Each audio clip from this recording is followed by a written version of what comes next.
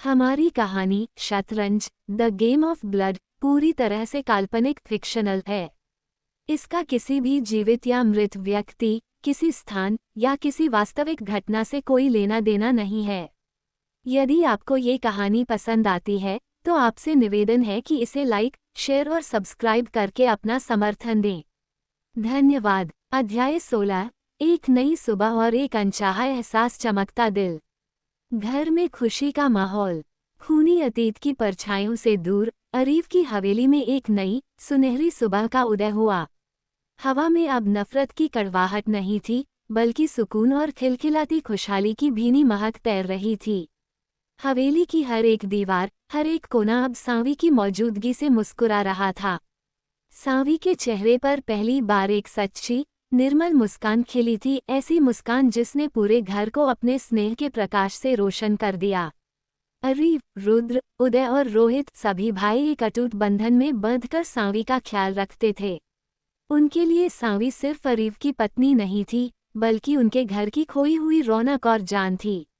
हर सुबह का आगाज एक प्यारे रिवाज से होता। अरीफ अपने हाथों से चाय बनाता और सांवी को बालकनी में लेकर बैठता। वे दोनों चुपचाप सूरज की पहली किरणें देखते या धीमी धीमी प्यारी बातें करते। उदय और रोहित अपनी भोली शरारतों और मजाकिया हरकतों से सांवी को हंसाते रहते, उसके उदास दिनों को दूर भगाते।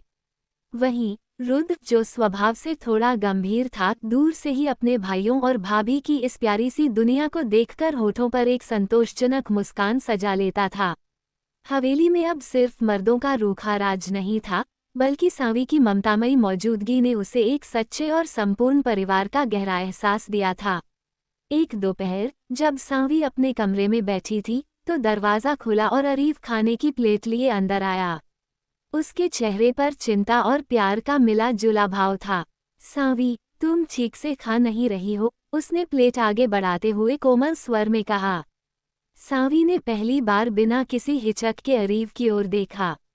उसकी आंखों में अब वो डर नहीं था, बल्कि एक नए पनपते प्यार की झलक थी, जो शीशे की तरह साफ थी। मैं ठीक हूँ अरीफ, बस कुछ खास खाने का मन नहीं कर रहा। ये सुनते ही अरीफ, उदय और रोहित, जो शायद दरवाजे के पास ही छिपकर बातें सुन रहे थे, तुरंत एक दूसरे को देखने लगे। भाभी, आपकी फरमाइश बताइए, उदय ने नाटकीय अंदाज में कहा, मानो वह कोई जादूगर हो। हम आपके लिए चांद तारे नहीं तो कम से कम शहर का सबसे बेहतरीन चाट तो तोड़कर ला ही सकते हैं।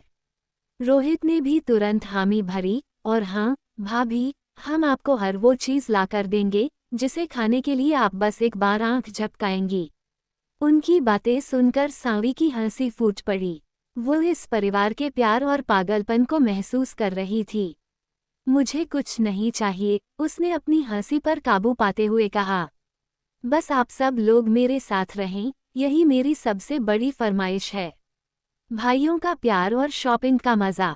शाम होते ही घर में एक अलग ही चहल पहल शुरू हो गई। सभी भाई सांवी के साथ शॉपिंग पर जाने की तैयारी कर रहे थे। एक नए मेहमान के आने की खुशी पूरे माहौल में घुली हुई थी। अरीफ ने सांवी के पास आकर पूछा, तुम्हें कुछ खास चाहिए सांवी? बताओ, कहाँ चलना है?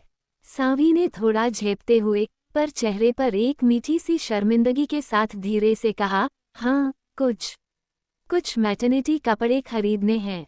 ये सुनते ही चारों भाइयों के चेहरे पर एक साथ एक शरारती और उत्साहित मुस्कान आ गई, मानो उनके घर में सचमुच कोई त्योहार आ गया हो।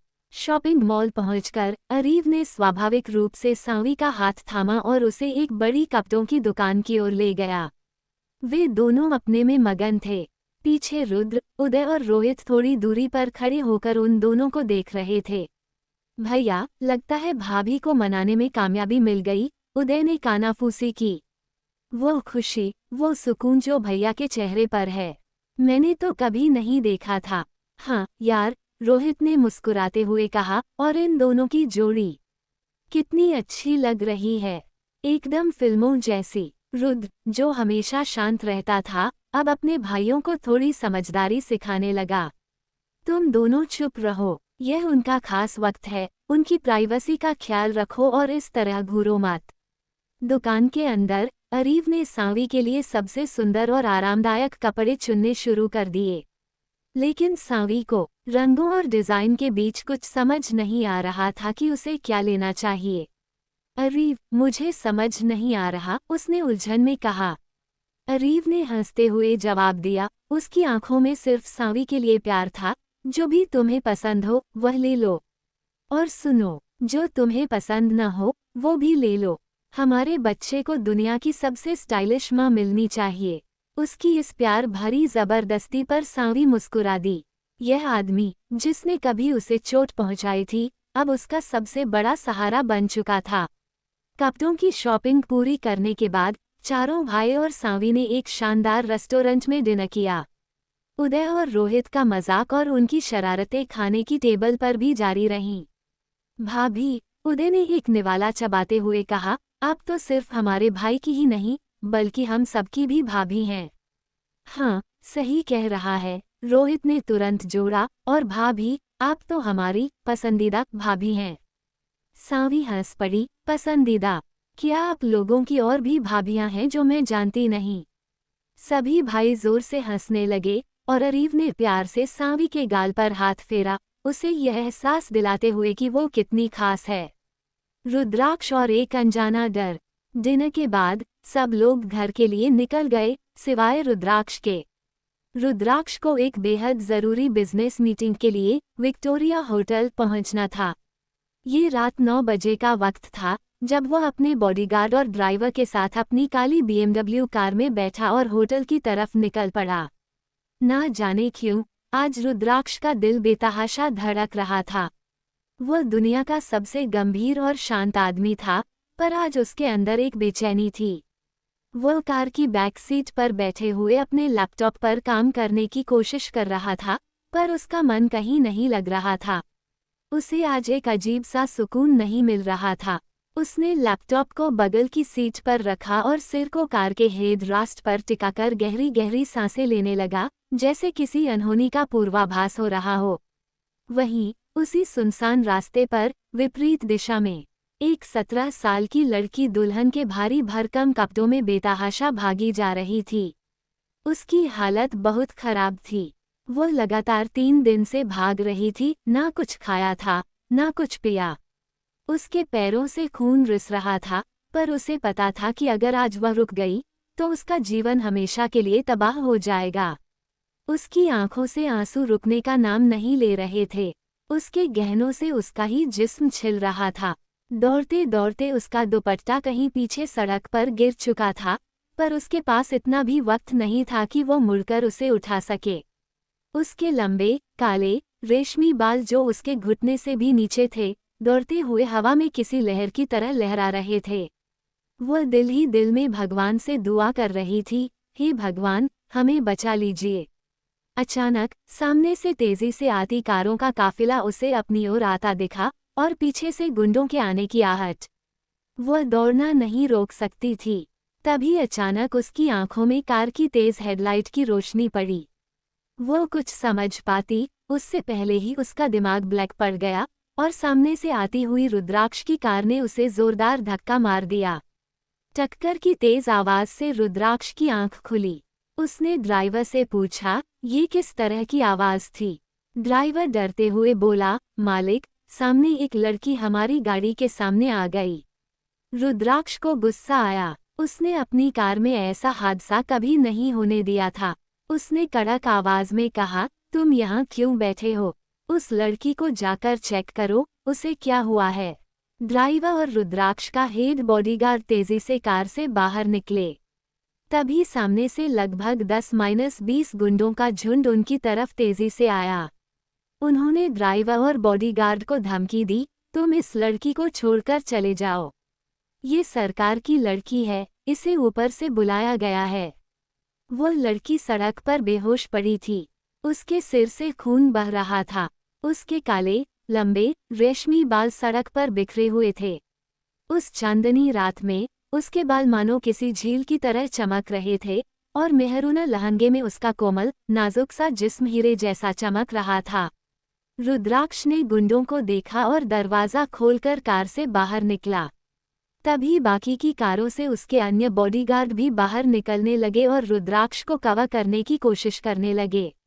रुद्राक्ष ने उन्हें हाथ का इशारा किया और वे वहीं रुक गए। वह धीरे धीरे अपने ड्राइवर और हेड बॉडीगार्ड के पास आया। तभी उसकी नज़र उस लड़की पर पड़ी। उसे देखते ही रुद्राक्ष एक पल के लिए उसमें खो गया। यह उसके जीवन का पहला अनचाहा एहसास था। तभी गुंडों में से एक इंसान आगे बढ़ा और आंखें तरेरते हुए कहा, इस लड़की को मुझे दे दो, वरना तुम्हारी जान जाने में एक पल भी नहीं लगेगा। ये सुनकर रुद्राक्ष को बहुत गुस्सा आया। वह कोई प्रतिक्रिया नहीं दिखाता है और सीधे उस लड़की के पास जाने लगता है। तभी सामने से एक गुंडे ने रुद्राक्ष के पैरों के पास गली चला दी। वह चिल्लाया, ए लड़के, तू वहीं रुक जा, वरना हम तुम्हें जान से मारने में एक वक्त नहीं लगाएंगे। अभी यह एक गोली तेरे पैरों के पास चली है, दूसरी तेरे सीने पर चलेगी। ये बात सुनकर रुद्राक्ष की आंखें आग की तरह जल उठीं। उसने अपने हेड बॉडीगार्ड अर्नव को सिर से इशारा किया और अगले ही पल रुद्राक्ष के बॉडीगार्ड्स ने फायरिंग शुरू कर दी। चंद ही सेकंड में सामने के सारे गुंडों को मार गिराया गया। रुद्राक्ष ने बिना किसी भाव के अपने बॉडीगार्ड से कहा, इन गुंडों की लाश को ठिकाने लगा दो। इन लोगों की लाश किसी को नहीं मिलनी चाहिए। और फिर उसने धीरे से उस लड़की को अपनी गोद में उठाया और अपनी कार की तरफ बढ़ गया। वो उसे अपने साथ कार में इस तरह बिठाया कि उसका सिर उसकी गोद में था। हेड बॉडीगार्ड अर्नव भी कार में बैठ गया और पूछा, सर, अब हमें कहाँ जाना है? रुद्राक्ष ने लड़की के बालों को सहलाते हुए कहा, हमें विक्टोरिया होटल ही जाना है। वहाँ एक रूम बुक करो और तुरंत एक फीमेल डॉक्टर को बुलाओ। मैं मीटिंग को छोड़ नहीं सकता और मुझे जल्द ही पहुँचना है। मैं लेट हो रहा हूँ। ड्राइवर ने तेजी से कार विक्टोरिया होटल की तरफ मोड़ ली। वहीं रुद्राक्ष उस लड़की के सिर को अपनी गोद में रखे हुए एक हाथ से उसके काले रेशमी बालों को धीरे धीरे सहला रहा था। उसके अंदर एक अजीब सा पिता तुल्य स्नेह जाग रहा था, जिसे वह खुद भी नहीं समझ पा रहा था। कुछ देर बाद कार विक्टोरिया होटल के बाहर रुकी। रुद्राक्ष ने उस लड़की को अपने गोद में उठाया और सीधे अपने बुक किए हुए पर्सनल रूम में ले गया और उसे आलीशान बेड पर सुला दिया। सफ़ेद बेडशीट पर उसके काले घने रेशमी बाल किसी पेंटिंग की तरह बिखरे हुए थे। रुद्राक्ष एकटक उस लड़की को देखने लगा। तभी उसके असिस्टेंट के साथ एक फीमेल डॉक्टर रूम में आई। रुद्राक्ष ने डॉक्टर को देखते हुए कहा, इसे चेक करो। इसे क्या हुआ है? इसके कपड़े और गहने जल्द से जल्द चेंज करो। और वह रूम से बाहर निकल गया। उसने अपने हेड बॉडीगार्ड अर्नव को कहा, इसका ध्यान रखना, मैं आता हूँ। और वह अपने असिस्टेंट के साथ मीटिंग के लिए होटल के मीटिंग हॉल में चला गया। वहीं दूसरी तरफ डॉक्टर ने उस लड़की को चेक किया। उसने उसके गहनों को धीरे धीरे उतारा, उसके कपड़े चेंज किए और उसके पैर हाथ के जख्मों पर पट्टी की। फिर उसने उसे कुछ इंजेक्शन दिए। बाहर आकर डॉक्टर ने अर्नव को बताया, सर, मैंने उसे चेक कर लिया है। इस लड़की ने 3 दिनों से कुछ नहीं खाया है। ज्यादा चलने या दौड़ने की वजह से इसके पैरों में गहरे छाले पड़ चुके हैं, इसलिए यह बेहोश हो चुकी है। अर्नव ने पूछा, डॉक्टर, इसकी उम्र कितनी होगी? यह मुझे बहुत छोटी लग रही है। डॉक्टर ने जवाब दिया, देखने से लगता है इसकी उम्र अभी 16 से 18 साल के बीच में होगी, सर। और इन्हें खाने पीने का खास ध्यान रखें, ये बहुत ज्यादा कमज़ोर है। अर्नव ने कहा, ठीक है डॉक्टर, हम इनका ध्यान रखेंगे। आपकी मदद के लिए शुक्रिया। डॉक्टर वहां से चली गई और अर्नव रूम के बाहर खड़ा हो गया। मीटिंग हॉल में बैठा रुद्राक्ष अपनी मीटिंग पर ध्यान केंद्रित नहीं कर पा रहा था। उसका मन बार बार उसी अजनबी लड़की की तरफ जा रहा था। ये पहली बार था कि किसी ने उसके पत्थर जैसे दिल में एक अनचाहा एहसास जगाया था। करीब 2 घंटे बाद रुद्राक्ष मीटिंग खत्म करके अपने बुक किए हुए रूम में आया और अर्नव से पूछा, इसे क्या हुआ है? डॉक्टर क्या बोलकर गई है? अर्नव ने डॉक्टर की सारी बातें रुद्राक्ष को बताईं। सर, ये 3 दिनों से भूखी है और इसके पैरों में छाले पड़ चुके हैं। डॉक्टर ने ये भी बताया है कि इसकी उम्र 16 से 18 साल के बीच में है। रुद्राक्ष ने कोई फिक्र नहीं दिखाई, अपने चेहरे पर कोई भाव नहीं आने दिया। उसने कहा, ठीक है, तुम बाहर जाओ। अर्नव रूम से बाहर निकल गया। रुद्राक्ष उस लड़की के पास जाकर खड़ा हो गया। वह बेड पर लेटी हुई थी, उसके हाथों में ड्रिप चल रहा था। खिड़की से आई हुई चांद की रोशनी उसके चेहरे पर पड़ रही थी, जिससे उसका मासूम चेहरा और भी निखर रहा था। रुद्राक्ष वहीं सोफे पर जाकर बैठ गया और अपना लैपटॉप खोलकर काम करने लगा, पर बीच बीच में उसकी नज़र बार बार उस लड़की की तरफ जा रही थी। ये रुद्राक्ष के जीवन की पहली रात थी, जब वह किसी और के लिए जाग रहा था। और इसी तरह काम करते करते, उस अजनबी लड़की की मासूमियत को निहारते हुए पूरी रात बीत गई। सवाल मेरे प्यारे पाठकों के लिए, रुद्राक्ष जैसे पत्थर दिल इंसान को पहली ही नज़र में एक अजनबी, मासूम लड़की से यह अनचाहा लगाव क्यों महसूस हुआ? क्या ये सिर्फ इंसानियत थी, या ये लड़की उसके अतीत के किसी गहरे राज से जुड़ी है? और जब सुबह होगी, तो क्या रुद्राक्ष उसे अपने घर ले जाएगा या उसे उस अंधेरी दुनिया के हवाले कर देगा जिससे वह भाग कर आई है? जवाब जानने के लिए पढ़ते रहिए अध्याय 17। अध्याय 17, अनसुलझी पहेली और मासूमियत का राज, चमकता दिल। Victoria hotel. एक धीमी सुबह। विक्टोरिया होटल के आलीशान कमरे में एक नई सुबह का आगाज हुआ। खिड़की के पर्दों को भेदती हुई सुनहरी धूप की पहली किरणें सीधे बेड पर सोई हुई लड़की के चेहरे पर पड़ रही थीं, जिससे उसका मासूम चेहरा किसी जादुई चमक से दमक उठा था। रात भर की बेचैनी और तनाव के बाद सुबह के 3 बजे के आसपास रुद्राक्ष की भी आंख लग गई थी। वह थका हारा सोफे पर ही सो गया था। धूप की चुभन महसूस होते ही लड़की ने धीरे धीरे अपनी आंखें खोलीं। सब कुछ धुंधला था। उसने अपनी आंखों को रगड़ा, आंखें बंद करके फिर से खोली, तब जाकर चीजें साफ हुईं। उसे तेज प्यास लगी। वो करवट बदलकर धीरे से बेड पर सीधी होकर बैठी और साइड टेबल पर रखे पानी के गिलास को उठाने की कोशिश की। लेकिन कमजोरी के कारण उसके हाथ कांप गए और गिलास जमीन पर गिरकर टूट गया। कांच के बिखरने की आवाज से रुद्राक्ष की आंखें खुल गईं।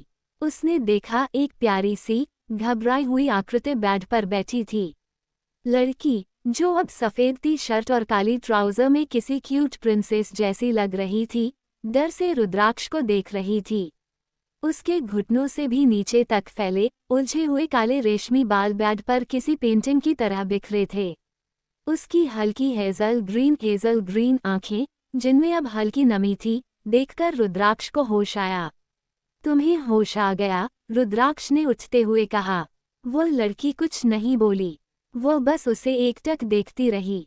रुद्राक्ष ने तुरंत साइड टेबल से दूसरा गिलास लिया, उसमें पानी भरा और उसकी तरफ बढ़ाते हुए कोमल स्वर में कहा, ये लो। प्यास लगी होगी। वो कभी रुद्राक्ष को देखती तो कभी गिलास को। वो एक डरे हुए बच्चे की तरह बर्ताव कर रही थी। उसने धीरे से हाथ बढ़ाकर गिलास पकड़ा और तेजी से पानी पीने लगी। इतनी जल्दी में पानी पीते ही उसे ठसका लग गया। रुद्राक्ष को लगा मानो वह किसी छोटे बच्चे से बात कर रहा हो। उसने डांटते हुए कहा, इतनी जल्दी क्या है?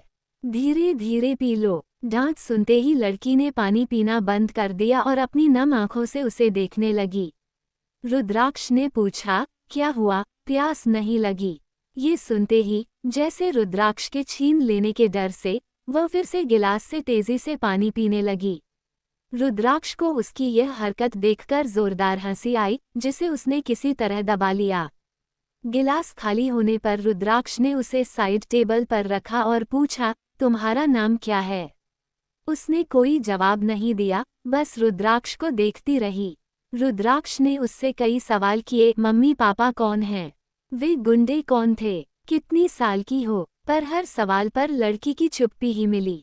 परेशान होकर रुद्राक्ष कमरे में टहलने लगा और फ्रस्ट्रेशन में अपने बालों में हाथ फेरने लगा। तभी उसके दिमाग में आया, कहीं ये बोल तो नहीं सकती।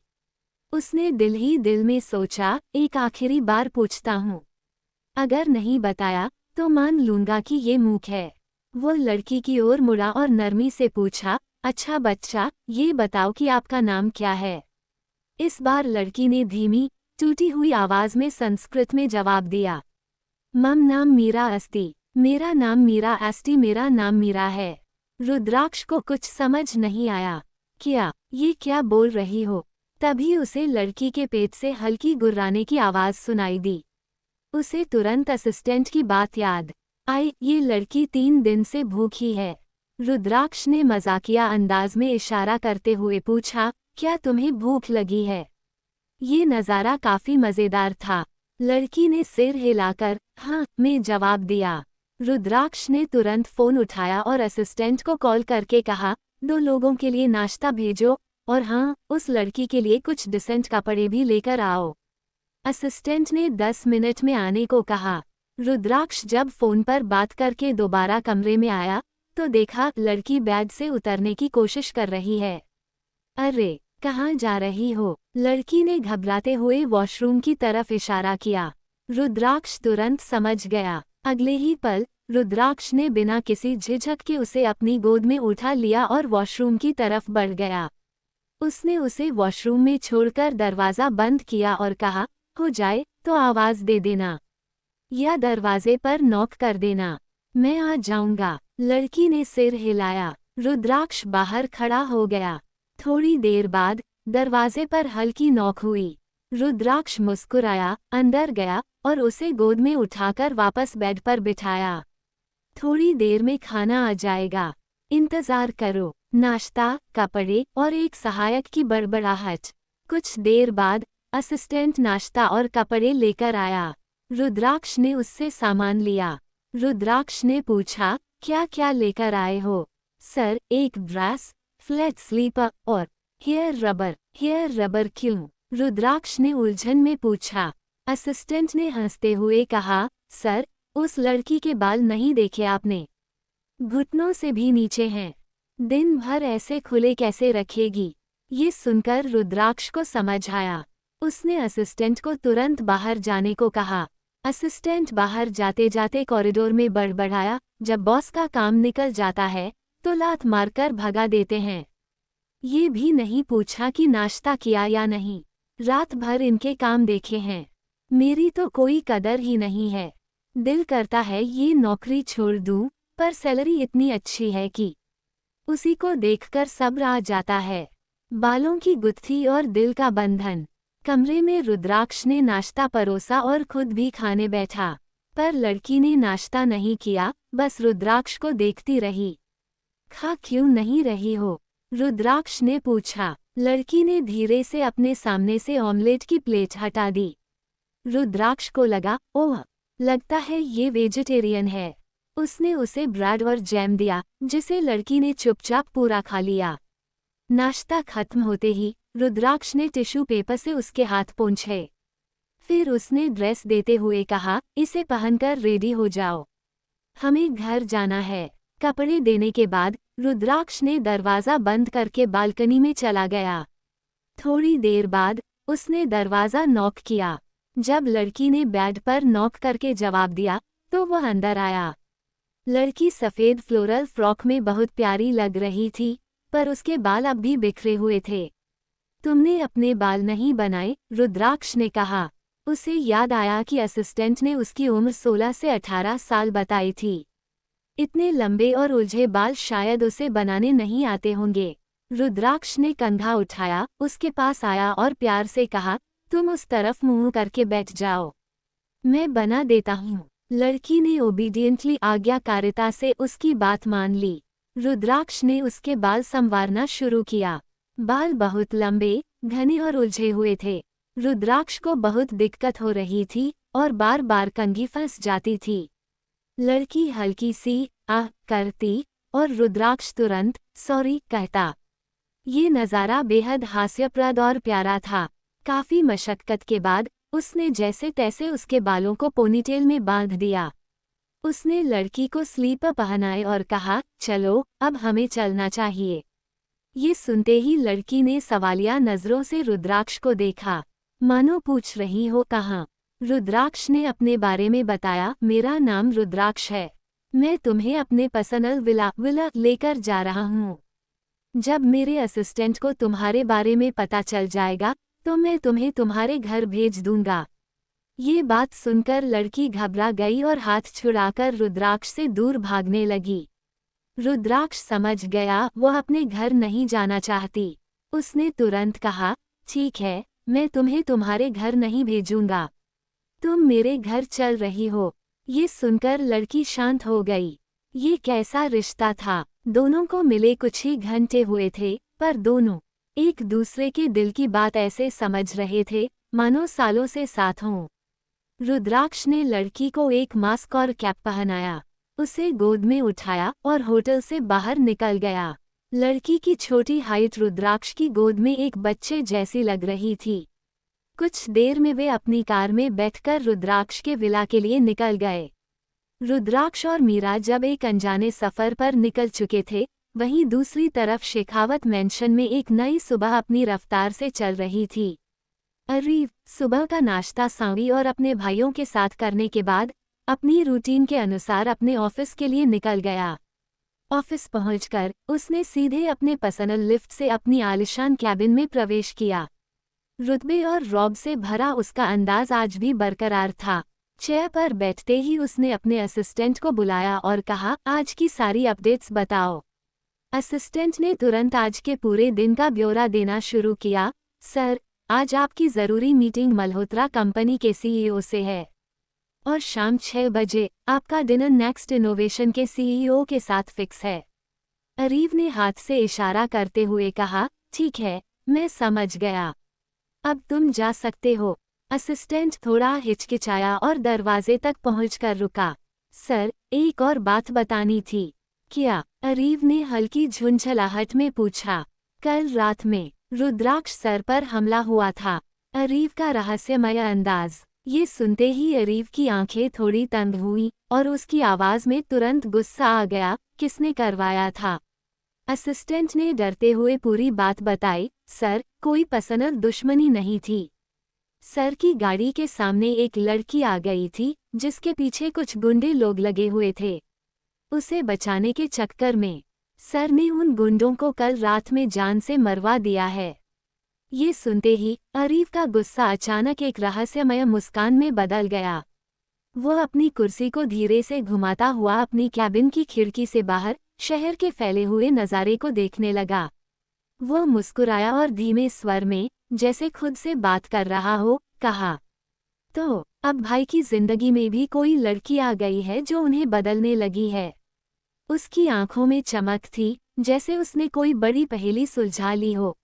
यह मुस्कान साफ बता रही थी कि अरीव को अब रुद्राक्ष के जीवन में आए इस अनचाहे बदलाव से कोई दिक्कत नहीं थी, बल्कि वह इसे देखकर अंदर ही अंदर खुश था। अरीव ने असिस्टेंट को जाने का इशारा किया और अब उसके चेहरे पर रुद्राक्ष की सुरक्षा की नहीं, बल्कि उसके बदलते हुए दिल की कहानी जानने की उत्सुकता थी। उसे लगने लगा था कि उसके पत्थर जैसे भाई के जीवन में भी अब प्यार की धीमी आहट आ चुकी है। मेरे प्यारे पाठकों के लिए सवाल। अरीव को अपने गंभीर और पत्थर दिल भाई रुद्राक्ष के जीवन में आई इस अजनबी लड़की के बारे में जानकर इतना सुकून और खुशी क्यों मिली?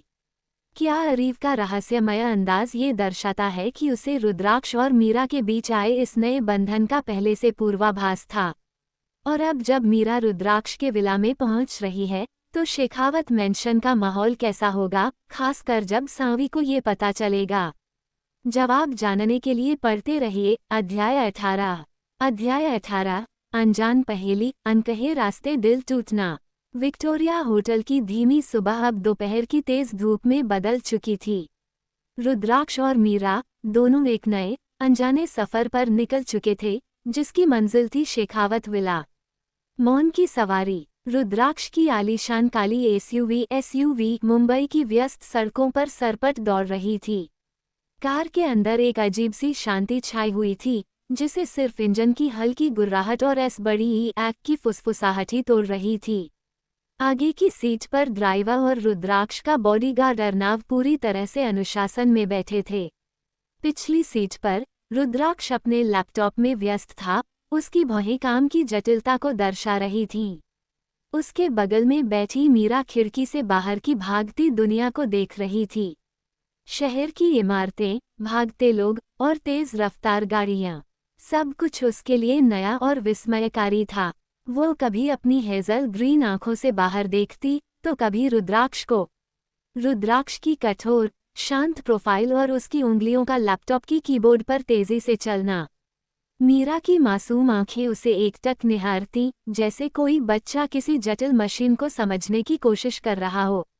रुद्राक्ष को अपनी आंखों के कोने से यह एहसास था कि कोई उसे देख रहा है, पर वह इतना मग्न था कि उसने कोई प्रतिक्रिया नहीं दी। विला का भव्य दृश्य। लगभग 1 घंटे के सफर के बाद कार धीमी हुई और एक विशाल जालीदार गोल्डन गेट के सामने रुकी। ड्राइवर ने गेट को खोलने के लिए हॉर्न दिया और कार अंदर प्रवेश कर गई। गाड़ी रुकते ही ड्राइवर ने तेजी से उतरकर रुद्राक्ष की तरफ का दरवाजा खोला और सम्मान से कहा, सर, विला आ गया है। ड्राइवर की आवाज़ सुनकर रुद्राक्ष को होश आया। वह तो काम में इतना डूबा था कि उसे ध्यान ही नहीं रहा कि वे पहुंच चुके हैं। उसने तुरंत लैपटॉप बंद किया और उसे सीट पर रखा। मीरा पहले ही कार की खिड़की से बाहर का नज़ारा देख रही थी और अब रुद्राक्ष के दरवाज़ा खोलने के बाद उसकी निगाहें बाहर जाकर ठहर गईं। सामने था शेखावत विला, किसी पेंटिंग की तरह खूबसूरत। पूरे मेंशन के चारों ओर सफ़ेद गुलाबों, व्हाइट रोजेस के पौधे सजे थे, जो अपनी कोमल सुंदरता से विला के भव्यता को एक शांत और मनमोहक स्पर्श दे रहे थे। मीरा की आंखें उस भव्यता पर टिकी थीं, उसकी मासूमियत में एक हल्की सी चमक दिखाई दी। चलो, घर आ गया है। बाहर निकलो, रुद्राक्ष ने सरल लहजे में मीरा से कहा। मीरा चुपचाप कार से बाहर निकली। बाहर निकलते ही बिना किसी हिचकिचाहट के उसने अपना छोटा सा हाथ बढ़ाया और रुद्राक्ष की इंडेक्स फिंगर तर्जनी उंगली कसकर पकड़ ली, जैसे कोई छोटा बच्चा अपने अभिभावक की उंगली पकड़कर भीड़ में सुरक्षित महसूस करता है। रुद्राक्ष को उसकी यह हरकत देखकर कोई हैरानी नहीं हुई। उसने उंगली छुड़ाई नहीं और उसे लेकर घर के मुख्य दरवाजे की तरफ बढ़ने लगा। सोने के रंग का भव्य आशियाना वन। जैसे ही वे मेंशन के अंदर पहुंचे, मीरा की आंखें एक बार फिर विस्मय से फैल गईं। अंदर का नज़ारा बाहर से भी ज्यादा भव्य था। हॉल की ऊंची छत से गोल्डन रंग के झूमर लटक रहे थे, जिनकी रोशनी से पूरा हॉल जगमगा रहा था।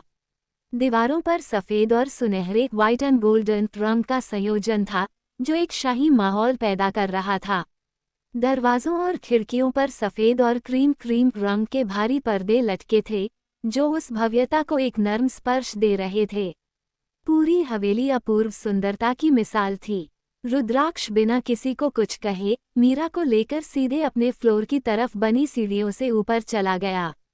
वह मीरा को अपने बेडरूम के ठीक बगल वाले कमरे में ले गया। कमरे का दरवाज़ा खोलकर उसने कहा, ये तुम्हारा कमरा है, अब से तुम यहीं रहोगी। मीरा ने रुद्राक्ष को देखा, फिर अपनी उंगली छुड़ाकर पूरे कमरे का एक चक्कर लगाया। वो कमरे को ध्यान से देख रही थी, जैसे वहाँ की हर चीज़ से बातचीत करने की कोशिश कर रही हो। देखो, मुझे अब ऑफिस जाना है, काम पर, रुद्राक्ष ने घड़ी देखते हुए कहा।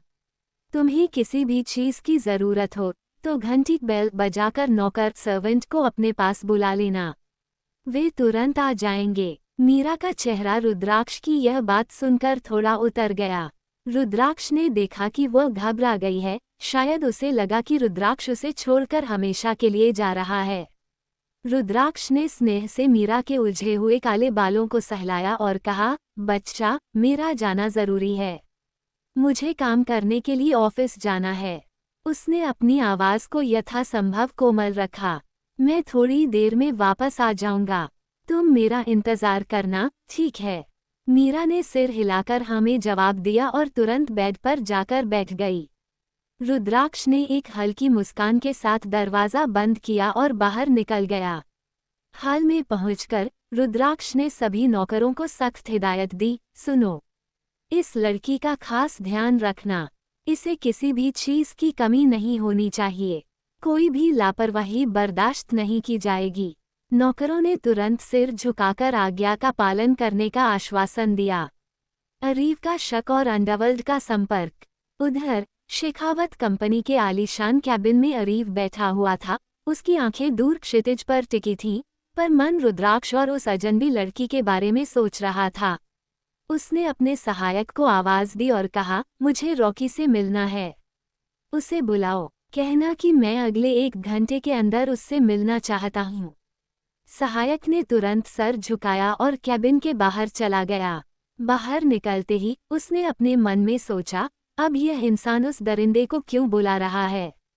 रॉकी अंडरवर्ल्ड का एक कुख्यात शार्प शूटर था, जो अपना काम कभी अधूरा नहीं छोड़ता था। सहायक को डर था कि उसका बॉस अब किसे मरवाना चाहता है। सहायक ने रॉकी को कॉल किया। अरे भाई, क्या हालचाल, बहुत दिन बाद तुम्हारा कॉल आया। क्या बात है, आज तुम कॉल कर रहे हो? रॉकी ने झूठी हंसी के साथ जवाब दिया। सहायक ने चिढ़कर कहा, मेरी ऐसी किस्मत कहाँ कि मैं तुझे कॉल करूं। सर ने तुझे बुलाया है। अगले 1 घंटे के अंदर में उन्हें तुझसे कोई काम है, इसलिए जल्द से जल्द ऑफिस आ जा। रॉकी यह सुनकर थोड़ा घबरा गया कि बॉस उसे इतनी जल्दी क्यों बुला रहे हैं। उसने तुरंत हाँ कहा और अपनी लग्जरी अपार्टमेंट से गन और कार की चाबी लेकर ऑफिस के लिए निकल गया। वह कार को तेजी से ड्राइव करता हुआ एरीव के पर्सनल लिफ्ट से सीधा उसके केबिन में पहुंचा। उसने दरवाजे पर नॉक किया। बॉस, क्या मैं अंदर आ सकता हूँ? कमीने, अंदर आ जाओ, अरीव ने सख्ती से कहा। रॉकी अंदर आया और सिर झुकाकर खड़ा हो गया। बॉस, आपको क्या काम था मुझसे? अरीव अपनी कुर्सी पर घूमता रहा और फिर अचानक रुका। उसने रुद्राक्ष की कल रात की पूरी कहानी बताई, कैसे वह लड़की मिली और कैसे रुद्राक्ष ने गुंडों को मरवा दिया। अरीव की आवाज़ गंभीर थी, मुझे उस लड़की के बारे में सारे डिटेल्स चाहिए। वह लड़की कौन है, कहाँ से आई और उसके पीछे वह गुंडे क्यों पड़े हुए थे? मुझे हर जानकारी आज शाम तक चाहिए। रॉकी ने सिर हिलाया और बिना कोई सवाल किए आदेश का पालन करने के लिए वहां से चला गया। उदय की अफरातफरी और थप्पड़ की कॉमेडी। उसी समय शहर के एक पॉश इलाके के रेस्टोरेंट में उदय अपने दोस्तों के साथ डिनर के लिए जा रहा था और हमेशा की तरह वह लेट था। वह रेस्टोरेंट पहुंचा तो उसके दोस्त बाहर ही खड़े उसका इंतजार कर रहे थे। भाई, तू हमेशा इतना लेट क्यों करता है? एक दोस्त ने उलाहना दी। यार, मैं लेट नहीं करता, हो जाता है। रास्ते में ट्रैफिक होता है, अब मैं उसमें क्या कर सकता हूँ? उदय ने झुंझलाते हुए कहा। सभी दोस्त अंदर चले गए और एक टेबल पर बैठ गए। उसी टेबल के पास दूसरी तरफ कुछ कॉलेज स्टूडेंट भी बैठे थे। थोड़ी देर बाद एक लड़की ऑर्डर लेने आई। जैसे ही वो ऑर्डर लेने लगी, पास बैठे कॉलेज के लड़कों ने उसे परेशान करना शुरू कर दिया, उसके साथ बदतमीजी करने लगे। वो लड़की घबरा गई और तुरंत वहां से वापस अंदर चली गई। वह सीधी अपनी दोस्त आंचल के पास गई। तुझे क्या हुआ? तू इतनी घबराई हुई क्यों है? आंचल ने पूछा। लड़की ने रोते हुए सारी बात बताई कि उन लड़कों ने उसे कैसे परेशान किया। आंचल गुस्से में उठी और कहा, चल, मैं उन्हें सबक सिखाती हूँ। नहीं, मुझे नहीं जाना है उनके पास दोबारा, लड़की ने डरते हुए मना किया। आंचल को गुस्सा आया हुआ था। अच्छा, तुझे नहीं जाना तो यहीं से बता दे तुझे किसने परेशान किया। डर के मारे लड़की ने उंगली से उन लड़कों की तरफ इशारा किया, लेकिन उसे इतनी घबराहट थी कि वह ठीक से बता नहीं पाई और आंचल को गलतफहमी हो गई। आंचल ने समझा कि उदय के टेबल वाले लड़कों ने बदतमीजी की है। आंचल तेजी से उदय के टेबल के पास पहुंची। उसकी आंखें गुस्से से लाल थीं। मिस्टर, अमीरी का रौब दिखाने आए हो यहाँ? उसने कहा और बिना सोचे समझे एक थप्पड़ जड़ना उदय के गाल पर मार दिया। धपक की आवाज के साथ उदय ने अपना गाल पकड़ लिया। उसे तो कुछ समझ ही नहीं आया कि क्या हुआ। मैम, मैं वो नहीं था, उदय ने बार बार सफाई देने की कोशिश की। इधर जिन लड़कों ने असल में बदतमीजी की थी, वे ये ड्रामा देखकर डर के मारे चुपचाप रेस्टोरेंट से बाहर निकल गए। तभी उदय की दोस्त दौड़ते हुए आंचल के पास आई और बोली, आंचल, रुक जा। वो ये लड़के नहीं थे। वो लड़के रेस्टोरेंट से बाहर चले गए। ये सुनकर आंचल हैरान रह गई। उसकी दोस्त ने उदय और उसके दोस्तों से माफ़ी मांगी। सॉरी सर, हम आपसे माफ़ी मांगते हैं। मेरी दोस्त को गलतफहमी हो गई थी। ये सुनकर आंचल को भी बुरा लगा कि उसने बिना जाने समझे थप्पड़ मार दिया। आंचल ने भी उदय से सॉरी कहा। लेकिन उदय अब गुस्से में आ चुका था। ये कैसा तरीका है आपका? आपने बिना सब जाने ही मुझे थप्पड़ मार दिया। उदय ऊंची आवाज में आंचल पर चिल्लाने लगा। उदय की ऊंची आवाज सुनकर आंचल को और गुस्सा आ गया। जो मैंने किया तुम्हारे लिए वह भी सही था। तुम लड़कों को लड़कियों से बात करने का ढंग नहीं है। आंचल ने पलटकर जवाब दिया और वह गुस्से में वहां से तेजी से चली गई। उदय अपने दोस्तों के साथ अवाक खड़ा रह गया। उसका गाल अब भी दुख रहा था और उसका दिन का मूड पूरी तरह से खराब हो चुका था। पाठकों के लिए अगला मोड़। अगले अध्याय में हम देखेंगे मीरा रुद्राक्ष के विला में अपना समय कैसे बिताती है और क्या वह जल्द ही अपनी चुप्पी तोड़ेगी। क्या रॉकी मीरा के अतीत के बारे में वो खुलासा कर पाएगा जिसका इंतजार अरीव कर रहा है। क्या शेखावत मेंशन में सांवी को रुद्राक्ष के साथ मीरा की मौजूदगी के बारे में पता चलेगा और उसकी प्रतिक्रिया क्या होगी? जवाब जानने के लिए पढ़ते रहिए अध्याय 19। प्यारे दोस्तों, इन्फॉर्मेशन और सजेशंस के लिए मैंने कम्युनिटी टैब में अपना इंस्टाग्राम QR कोड पोस्ट कर दिया है। सभी ज़रूरी अपडेट्स के लिए यूज़ तुरंत फॉलो ज़रूर कर लें। अगर आप कोई सजेशन देना चाहते हैं तो आप मुझे वहां डायरेक्ट मैसेज DM कर सकते हैं। आपका सपोर्ट ज़रूरी है। अगर आपको मेरा कंटेंट पसंद आता है तो प्लीज़ लाइक, शेयर और सब्सक्राइब करना ना भूलें। हमारा अगला टारगेट, हम अभी 157 सब्सक्राइबर्स पर हैं। इसमें सिर्फ 20 सब्सक्राइबर्स और ऐड कर दीजिए ताकि हम जल्दी से 177 सब्सक्राइबर्स का टारगेट पूरा कर सकें। आपके प्यार और सपोर्ट के लिए धन्यवाद।